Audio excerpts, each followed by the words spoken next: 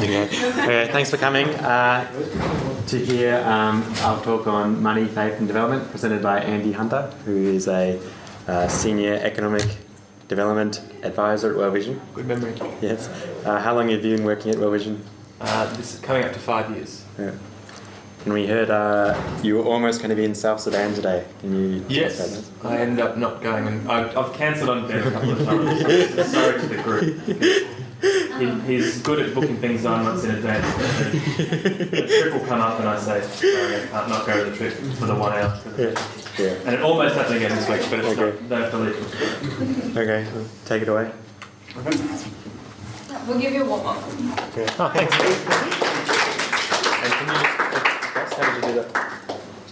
I'm very controllable.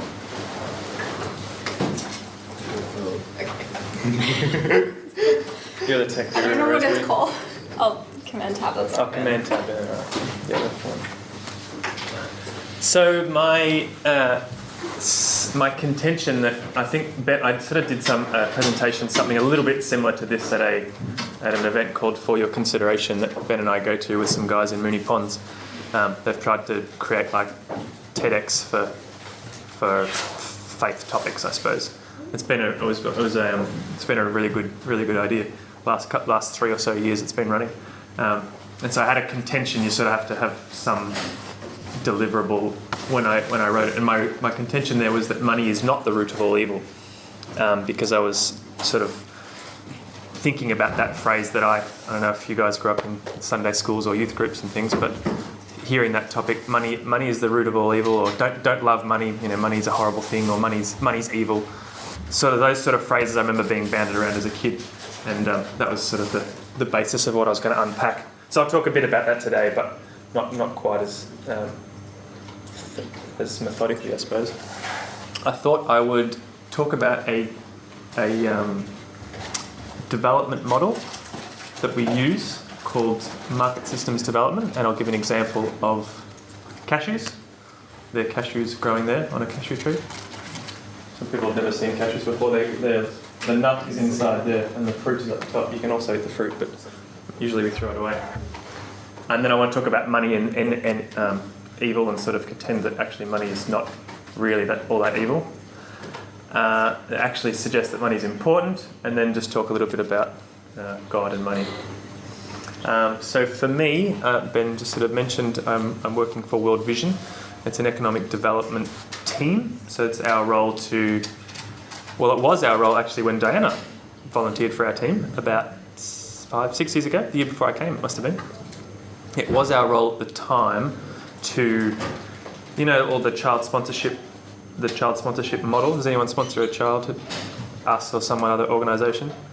You know how you sort of send $40 a month or $50 a month, and you write a letter to your child, and you get a letter back, and they're real children. They're really there, but the money doesn't actually get sent to them, which is sort of a bit of a misnomer of the last sort of 30 years of child sponsorship models. The money doesn't go to the child, and they don't have like $40 a month pocket money.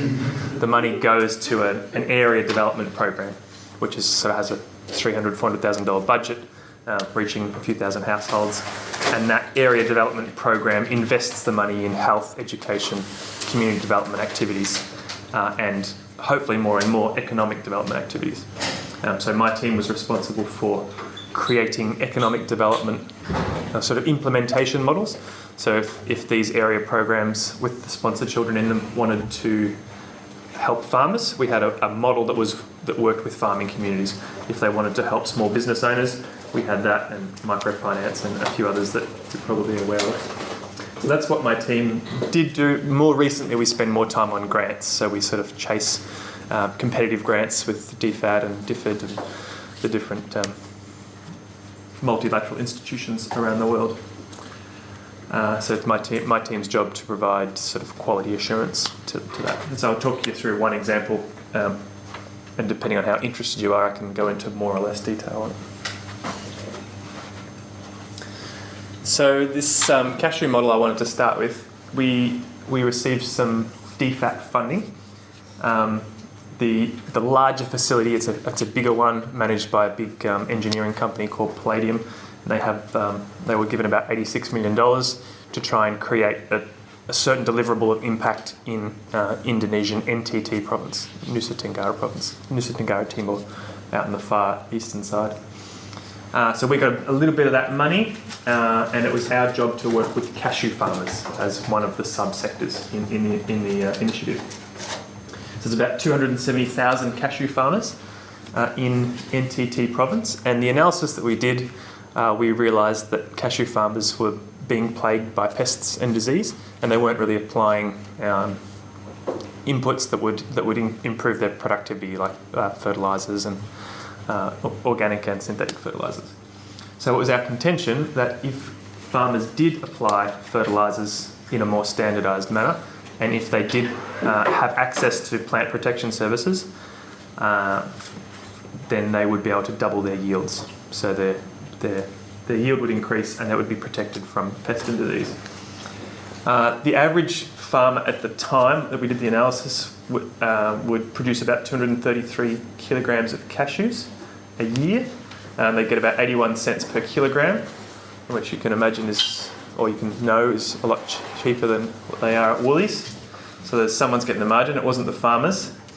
And the challenge, I suppose, or the innovation, or the bit that my team specialises in, is that we wanted to do it through the private sector. We didn't just want to give cashew farmers money or give cashew farmers education or shovels or whatever it was that they needed. We wanted to work with a private company and incentivise a private company to provide a commercial solution to these farmers so that they could access fertiliser and they could access pesticides and disease control measures. That approach, if you're interested, is called market systems development, or M4P. That's kind of one of the trendier models going around in economic development. That's NTT. The small island of Sumba here is where it started, and then sort of spreading across the rest of NTT. We started with a value chain analysis. A value chain analysis is not unique to what I do, but it's sort of, if you've had any study or work in any kind of product, you'll know that products sort of move from stage to stage and they add value as they go along. And if you want to understand how a product works, you've got to sort of map how it goes. So how a product starts, in this case it's cashew nuts, so they're grown at this point. This is the point where they'll buy seeds and inputs from a farm shop, and then as they're processed and collated and exported, they go through the market system. And then we sort of map market support functions and rules and regulations as well on the outside, because that has a lot of influence on how a market system works. More simplified, it looks like this. Your farmers have a relationship with input suppliers, they sell the cashews to collectors, we bulk it up to large traders, then it's exported, then it goes to Woolies and we pay $40 a kilo for them.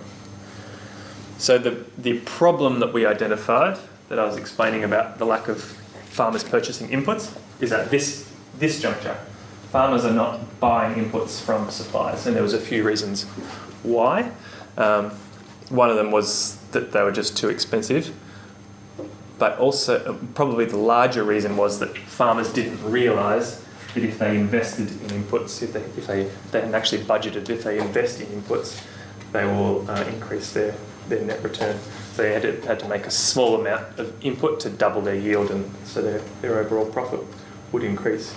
So we had to come up with a solution to get the input suppliers talking to the farmers. That's the actual product that we are working with the input supply company. It's called Silica. It's like a silicon-based. Where along that model was like the jump between the 81 cents to the $40? Like, where was that margin being taken? Yeah, good question. Probably, actually it says it here exactly. It's in rupees here. 8,000 at the collector stage, goes to 9. At the sub-district to 10. District trade 11 into Ireland, and it was actually being exported at 15,000. So it had doubled to about $1.60 at export stage. So it's all happening at the international point. Even at the point it left Indonesia, it was still It was generally sold to an Indian trading company who did the processing. There's a bit of processing work in a cashew nut, so it's fair enough that there is a margin there, but yeah, most of it always seems to happen at that end. Yeah, feel free to ask questions as well as we go. My thought was, depending on how much detail you want, we can go through this and then I'll finish up later on and then we can discuss it. But yeah, interrupt me if you want to know more about something. So that was the problem, that's the product. And this is the business model that we put together.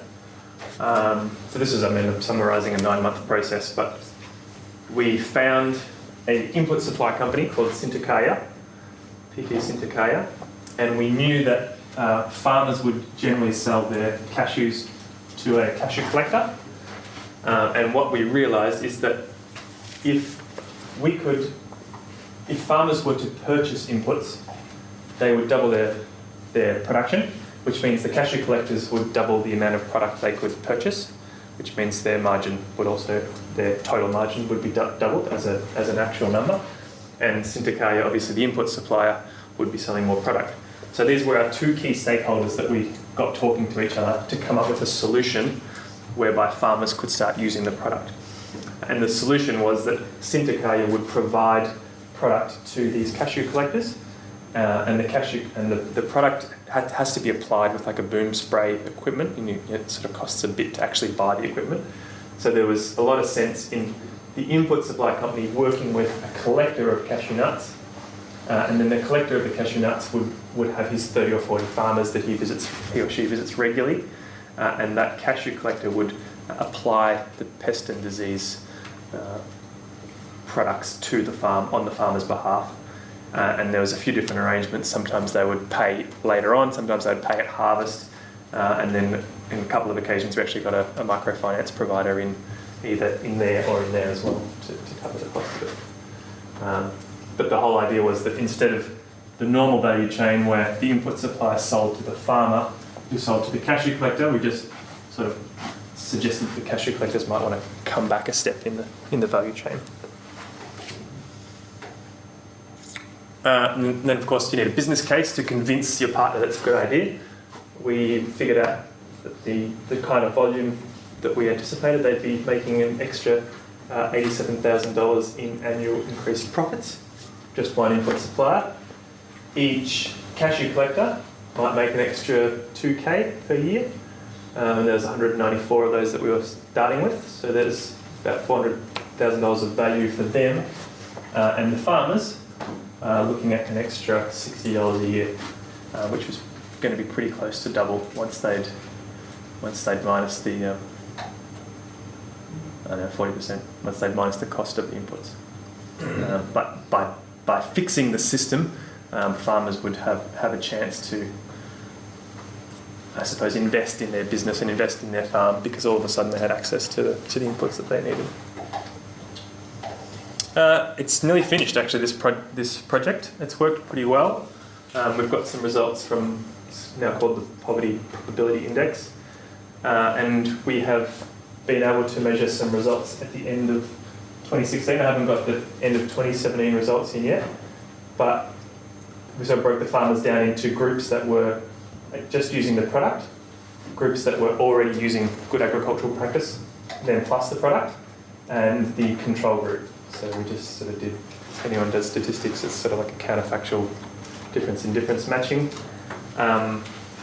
The volume growth was about 40% for product users. If they were already using good agricultural practice and they started doing the product, it was about the same. And the control group actually went down 20% in that year. So you can see that it was a difficult year for farming, and you can probably add 20% to the impact. So it's working pretty well. It's not quite the double volume growth that we were thinking it would get, but you have to take into account that was a range of farmers applying different amounts, and I think as the model gets refined over the years, even though the project is ending, the input supply company and the cashew collectors and the farmers will still keep interacting, and the theory is that the model will continue to evolve. Here's just a nice story about Simpson and his his cashew farm. He's one of those 273,000 farmers. He was yielding, we thought, about 23% of his potential when we met him. So missing out on a bunch of income. And he increased his yield by 90% and his overall income by 30% after the cost of the inputs. And I always like to put this in because people often sort of say, Andy, why are you wasting time just helping people make more money? What they really need is education or health or something like that. And I love it when I hear a father, particularly a father, say, because people think that mothers are better at it, and they probably are better at it, but I think fathers also have a role to play. He's interested in saving for his children's education, and he likes making repairs on his house. So just improving the flooring, improving the roofing, those sort of basic things. That's what he likes to spend his money on, which is always a good plug for why I do what I do. Can I Yes. ask a question? So how much do the prices of the cashews change? Because if you put like a lot of more supply, then the price is going to drop, and that's why it doesn't multiply by 2. Sure, yeah. Yeah, they fluctuate. It's all controlled by the New York Commodity Exchange, basically like coffee and cocoa. It's all the prices pretty much controlled by someone trading commodities on their laptop somewhere else. So yeah, certainly there is, flooding is an issue, but part of the analysis, and it's a 60-page document, we call it a growth strategy document, showed that there is huge upside demand potential for cashews still. And particularly the Indian traders that were coming in to put cashews onto the global commodities exchange were going to buy up every last cashew that we could produce over the foreseeable future, or that our farmers could produce. So while it is a risk, we sort of deemed it as a pretty low risk that we would flood the market with cashews. It's not so niche that was a big issue. Yeah. So I've noticed just this story in particular, for example, yielding about 23%, and now he'd be yielding around about 43% of potential. Have you got any evidence of this establishing this relationship between him and the supplier and the collectors? Does that further encourage more growth after what you've specifically done as well? Like, is this something that, knowing that he's already got a way to increase by that much, that they'll go on the initiative and actually increase their yield by more and so on and so forth? Yeah, that's the theory. That's the theory of this market systems development, M4P programming, and that's why I like it, because it makes sense to me that would happen. Simpson's a smart guy. He just was lacking some information at the start. And he's a cashew farmer. If he was able to improve his budgeting skills, improve his cash flow forecasting skills, even at a basic level, he would be able to sort of see how he's going to invest his money. And Simpson is just an example, I suppose, of smallholder farmers. And Simpson's probably actually not a good example of an extremely isolated, extremely marginalised smallholder farmer. He's actually doing all right. You can see the house behind him, and he's managing 4 kids. But from my point of view, yes, the industry is always pushing us to try and measure that, and exactly how that progresses is really hard to measure because it's sort of 2 or 3 degrees removed in the butterfly effect of what you're trying to do. But for me, as someone that understands small business and I sort of think about problems from a perspective of, well, you need to have a commercial imperative in order for it to be solved in the long term. I'd put my money on going this way rather than setting up something that might get a larger return in the short term but has literally no hope of improving in the long term. So it hasn't been long enough for us to actually see this happening, but ideally that's what will happen. He'll continue to... That's right. This particular project finishes up in November, but the industry has done a range of market systems development programming over the last, probably started 10 years ago, and we've got longitudinal examples. So if you look on the DCED website, you can read research to your heart's content on some of the examples of it working. So when you say that you're wrapping up, what is that? If it's just a market solution, is this your oversight stuff that will wrap up? That's right, yeah. We've had these, this is one of 3 different interventions we did. We also did one with maize, and we're doing one with the local government. And the funding for those 3 interventions is going to wrap up. But we're all hopeful, or we're confident, in fact, that the partnerships and the linkages that we've put in place will continue to receive benefit. And we've seen I don't know if that slide shows it or if it's just an indicative. I mean, that's just that's the counterfactual slide.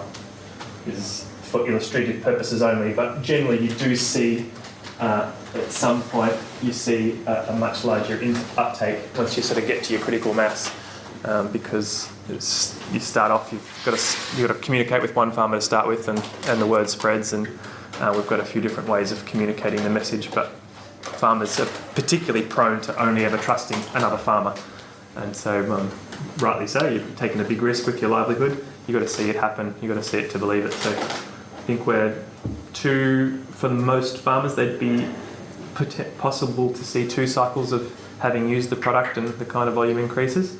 But for a lot of farmers, they would be seeing it for the first time even this year. So we'd be looking to see more upside in the next few years. Yeah, you know how you talked about like if you sort of had a bit more information and education on budgeting and forecasting and stuff. Yeah. So is that also being provided through World Vision, or is that also going through the private sector? Yeah, good question.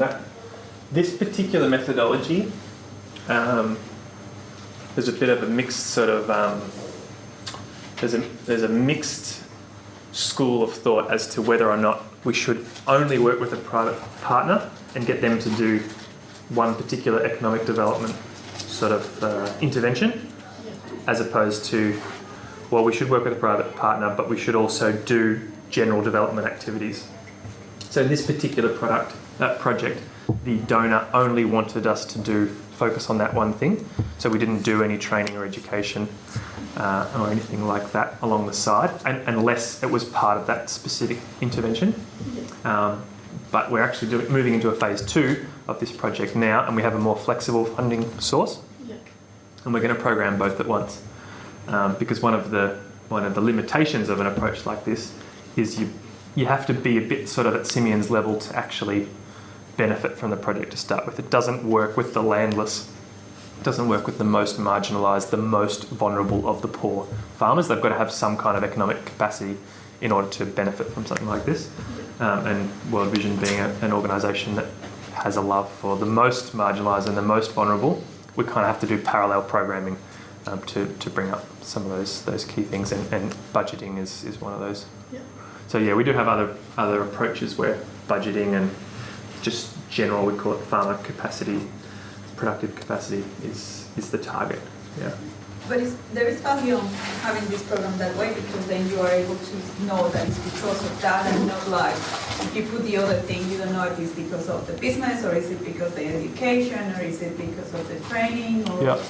Yeah, absolutely. Yeah, trying to isolate and measure what works, but also this kind of scale that we can reach with a smaller budget in an intervention like this, where it's most of the work's being done by Sintakaya, an input supplier. It's vastly different to our field facilitators going out to a farming household and sitting down with one household at a time. Like that kind of progress is slower and more expensive. And one question is, do you have, so if they have to spend more time using this new technology to increase their production, what are they giving up?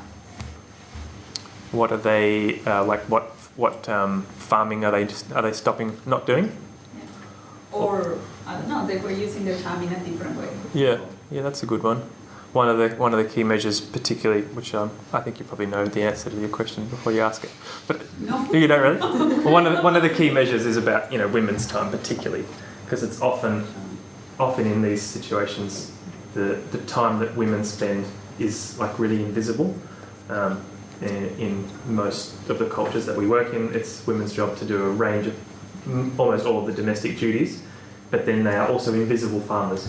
And we say invisible because they may not be the one that actually sells the product to the market or have the relationship with the input supplier, but they do a heap of the work, the weeding, pruning, the collecting, the gathering, the drying, the sorting.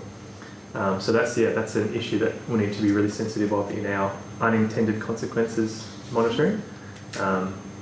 And there's no simple answer of a way that we can avoid it, but certainly something that we need to be aware of, and we do have different tools where we can measure it. So measuring with household surveys what women are experiencing before and after the product, or before and after the intervention, doing things like a 24-hour clock analysis where you sort of try to map women's time and how they're investing it.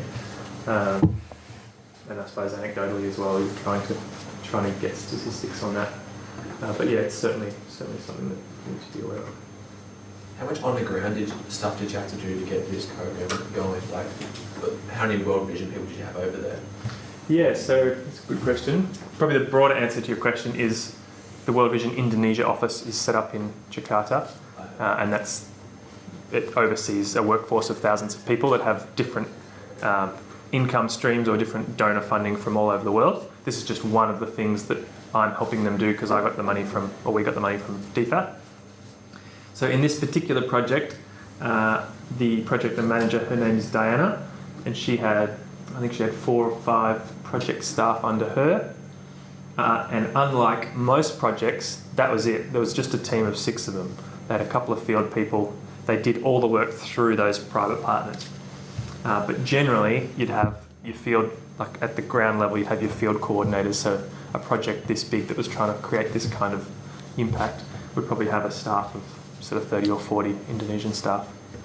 My job is simply to work with the project manager, help them to track the results, report it back to the donor, some of that sort of more, it's sort of one-to-one work with the senior person. So you were like advising and liaising? Advising and liaising, exactly, and working with them, making sure that, because the donor requirements from the Australian government point of view are often easier for me to understand than an Indonesian staff member, but obviously the context is easier for them to understand than it is for me, so we kind of work together and play on our strengths. Indonesia is probably different, but most places where we work, language is a huge barrier, so I can't work with every single staff member. If they're a really good community facilitator, they'll be speaking the local language and not mine. So. Shall I keep going a little bit and we can come back to cashews and the model? It's already 1:41. Gosh. So I don't know. Does that ring a bell? Money is the root of all evil. Did people grow up in churches, or did someone say that to you in Sunday school? I had in my head, I can see a few nods. I had in my head that Jesus said, money is the root of all evil. And my parents would sometimes, I always grew up being a bit of an entrepreneur. I used to make candles out of wax that I would find and sell them to people and mow lawns, and that was just my thing. And sometimes I remember my mum saying, Andy, don't be so caught up in money. Money is the root of all evil. and I always thought that it was something that Jesus said, but it's actually not. Something that Paul said to Timothy, and he said, for the love of money is a root of all kinds of evil. Some people eager for money have wandered from the faith and perceive themselves with many griefs. And it was actually even part of preparing for this message a few years ago when I sort of twigged. Not only did Jesus not say it, it was Paul, and Paul didn't say it. He actually says, for the love of money is a root of all kinds of evil. Which is a completely different statement to money is the root of all evil. It's a much less definitive statement. First of all, it's about the love of money, and it could be a root of all kinds of evils.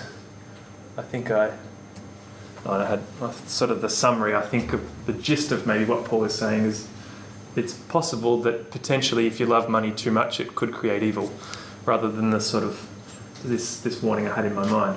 So I still do think that money can control us, and money can be the cause of large issues.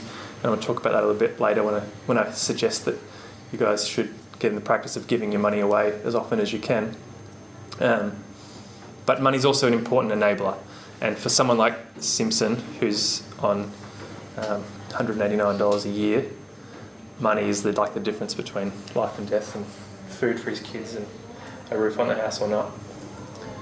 It was the King James Version that said the root of all evil, which we sort of realised in the 70s when we brought out the NIV that maybe they might have got a few of the words wrong. That's probably a controversial statement. So I don't think it is the root of all evil. I think it's a blessing and a gift. For the people I work with every day, it's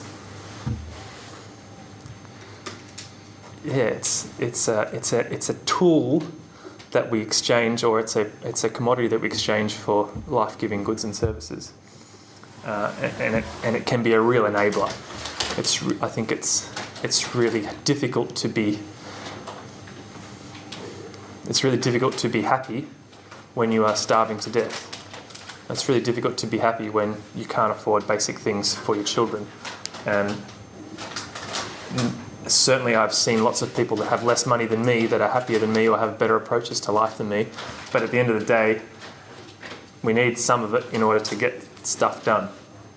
And so the way that I like to see money is I see it as a tool and an enabler to get good things done. And the reason I like talking about that project is because we needed money as an incentive to make the private partner, Sintakaya, create a business model so that they could sell product to a farmer so that we could see this kind of social outcomes that Simeon's talking about with his kids. And if we think about money as a sort of having some kind of commercial value or some sort of sustainability element, I think we can actually use it for really powerful things. Being in poverty just precludes choice, and not having the ability to determine your own future is something that none of us can really relate to here at Melbourne Uni. We've got pretty much the world at our fingertips, and when you guys graduate, you will be literally able to do anything you want. But without, you've got some money, which is why you're here. But the root of all evil, I think, probably what Paul was getting at when he was talking to Timothy, and probably what he'd seen, is that money can control us. And those of us that are wealthy, which is all of us here, are at huge risk of letting our money control us. Money is so far from being the point of life that it's not even worth saying. I remember, like, sometimes I've talked to people about investments, or like I'm into Bitcoin and cryptos at the moment. We can talk about those later if you like. Sometimes I'm trying to encourage my friends, just put a little bit in, just see what happens, you know. They're like, oh, no, money's not the point of life. I'm like, of course it's not the point of life. But sometimes people actually, I think, ascribe more value to money than they actually think. I think sometimes by not talking about it, or not thinking about it, or not being intentional about how you use it, actually we're ascribing like a selfish value to it, and sort of keeping it to ourselves. But the control, letting money control us, I think the key thing that we can do in order to not let that happen, is to give it away. I don't know if you're already practicing some sort of charitable giving to your church, or to something that you think is valuable, or whatever it is that's important to you.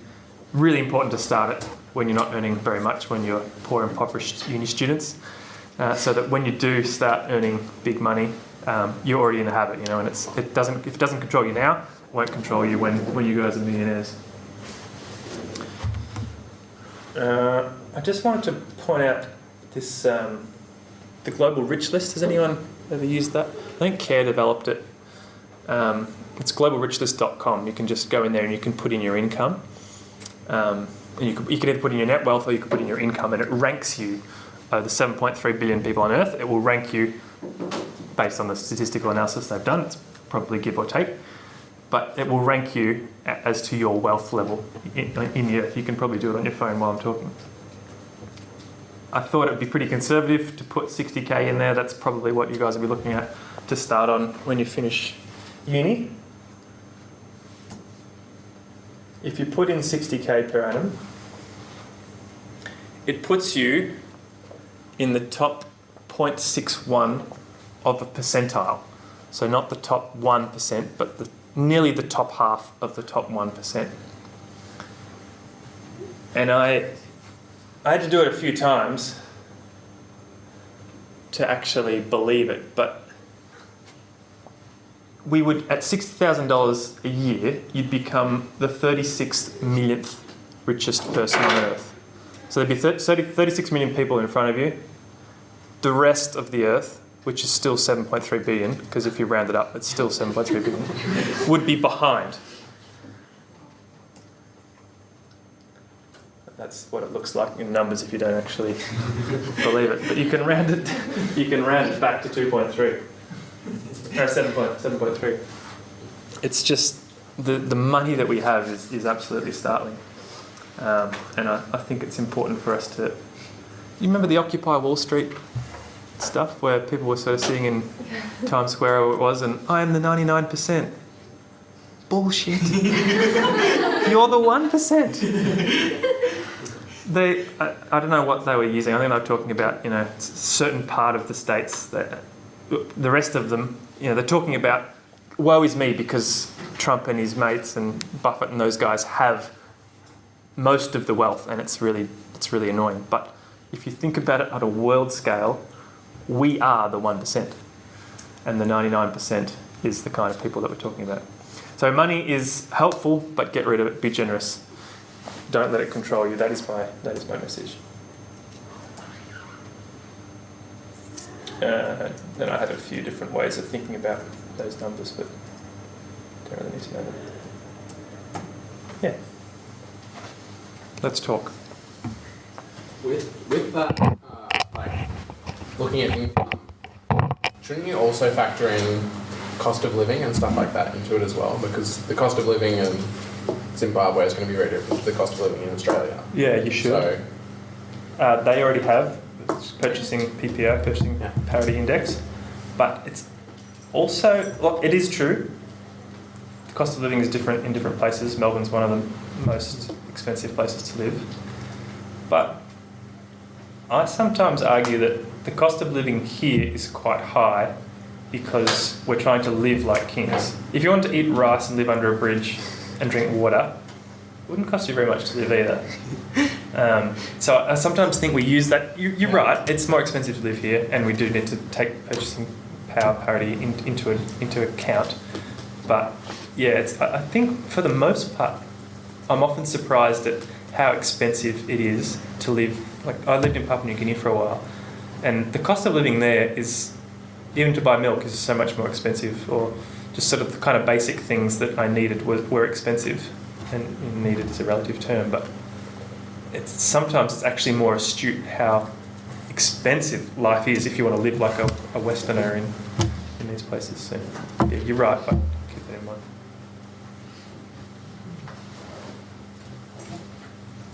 I have a question about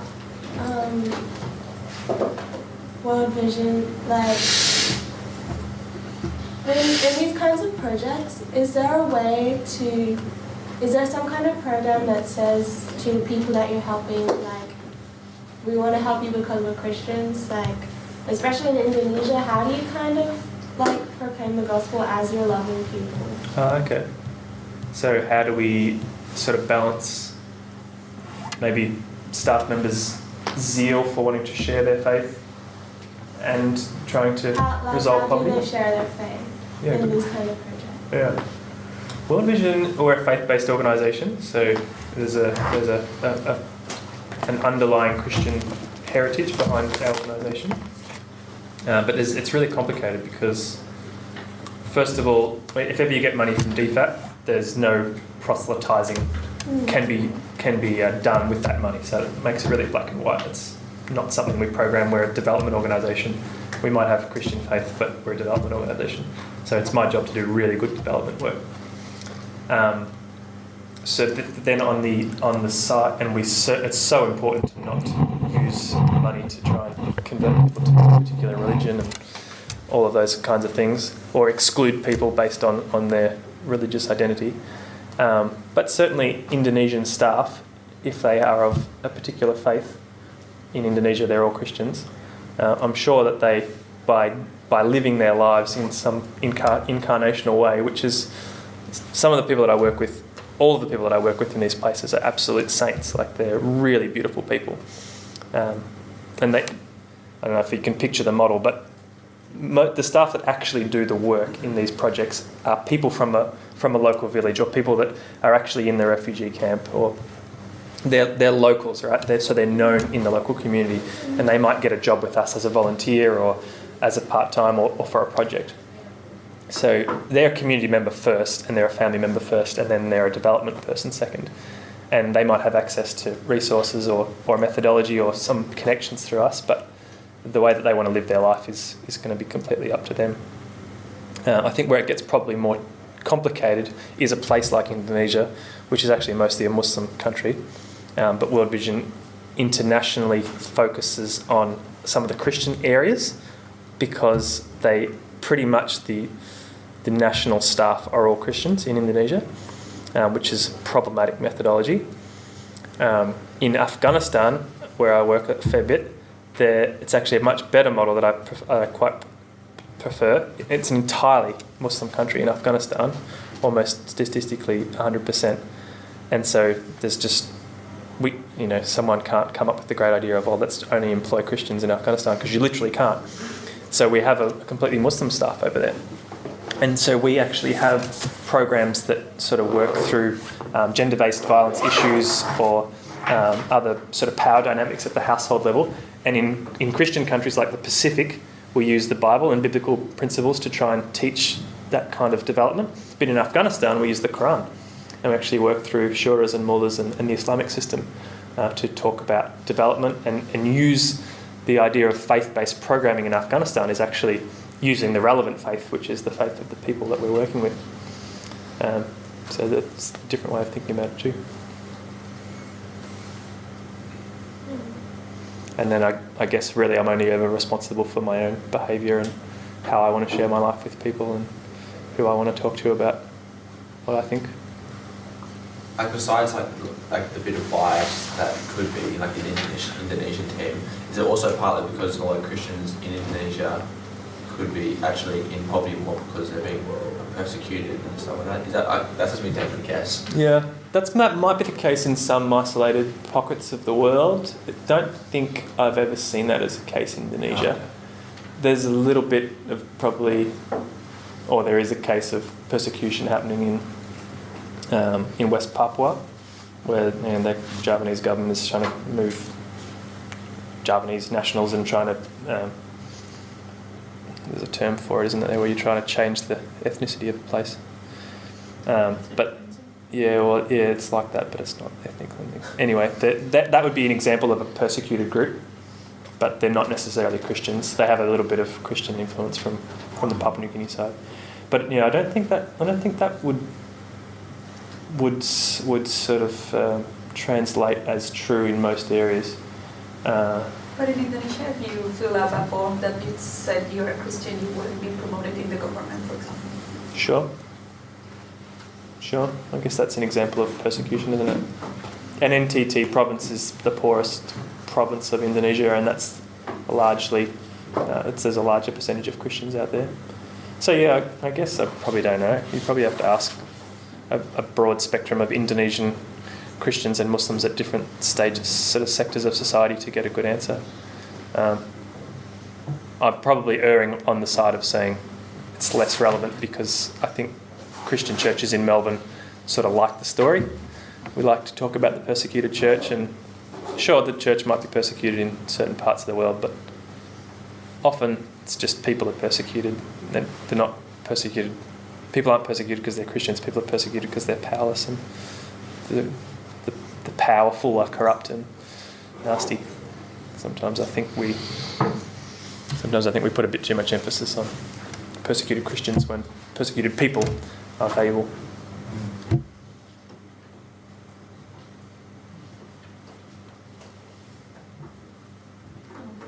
back to what you were saying about money before and using it wisely, how do you sort of have the balance between investing so that you can give more later as well, but also giving currently? Yeah, that's a good one. I love investing. I find it. I actually save up to invest in things.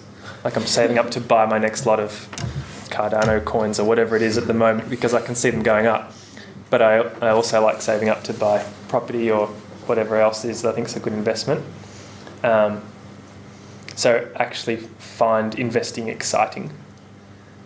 But I think for me, but also actually I think I genuinely find generosity exciting as well. So I feel like I might have chosen at some point to want to enjoy being generous, and I've somehow tried to integrate that into, I like investing and creating more wealth so that I can do more good things. And I have to be honest, I like having a comfortable lifestyle. We all do. But I also developed my joy of giving and wanting to to see good done. So I don't think there's one particular answer to your question, but certainly it would not work, almost certainly, to invest all of your money in really good investments now so that in 40 years' time you can give it all away. Like, if you say that, you're kidding yourself. So you've got to do both from the start, you know. We've got to be generous. We've got to give till it hurts sometimes or it's inconvenient. But yeah, the wise stewardship, of course, as well, to actually invest in some of the great investment opportunities. And this decade is going to have a heap of interesting opportunities to invest in. Yeah. I think doing it at once. Finding things to give to that you actually enjoy as well. I've met some different people around the world that I've developed a relationship with, and giving to them for a particular thing is fun because I like them and I want to see good things for them. So finding something that you can relate to. People like World Vision and TIER and all of those organisations, that's their marketing strategy, is to create things that you can relate to. So find something that actually genuinely excites you to give to. That's a bit less of an abstract question. How would you go about as someone who doesn't necessarily understand a lot about the complexities of investment and return and the stock markets and that kind of stuff, how would you go about learning and being able to become a wise steward in that sector? Actual commerce. Who's studying accounting here? Or commerce? Yeah, that's a good one. I don't think investing in... I don't think if you're not wired for stocks and percentages and numbers and... I don't know if you've seen The Wolf of Wall Street. Have you seen that? I haven't, no. Good. Yeah, it's a good movie. Oh, sorry, good that you haven't seen it. The guys in there are like... The Wall Street guys, you know, they're all about numbers. He makes a crude joke about it at one point.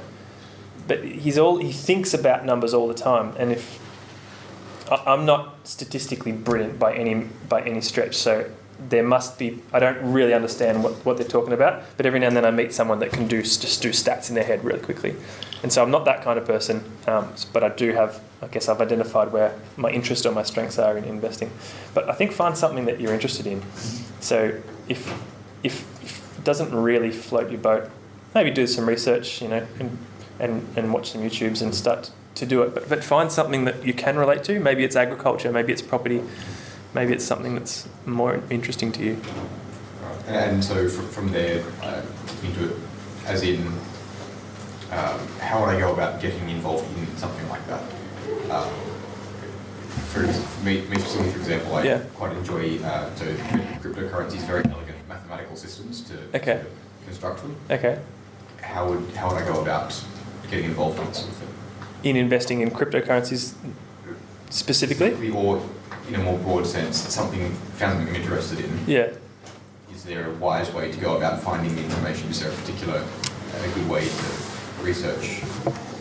Yeah, I guess you're asking the right question in that you're talking about it. So, who's got a crypto portfolio in the room already? Just one? Seriously? This is Melbourne Uni, one person? Ben, what have you been doing? Skip lunch today, Ben. Put first $6. Just start with $6 and put it in. You got to find people that are doing it, I suppose. I feel like the answer to that question might be so broad it's not. I don't know if I can give a good one. But how do you find? I think you've got to find as many people as you can that do things that are different to you, and learn about what they've learned or read what they've read. Ask people questions. What should I read? What should I watch? So crypto specifically, there is. Where did I start? I reckon just go to the CoinDesk website and read some articles, and then follow the top 20 ICOs on Twitter and read them. Sorry, is that practical enough? Yeah. Are we done there? Yes, we might wrap it up there. Thanks for coming, and thanks so much, Andy, for speaking. Wow, chocolate. Thank you, sir. Very kind. feel free to continue the discussion afterwards. What forum are we having next week? I think it's science something. Yeah. So Rob, so I'll answer that question. Rhetorical question alert. Guys, yeah, Rob Miller is going to be speaking next week for the science themed forum, and he's going to be talking about kind of the idea of we're going to have a proper event up with a better description than this, but broadly on the kind of assumptions about what science means and what Christianity means and whether or not they need to be separate or different, that sort of conflict. So fair summary, guys. Yep.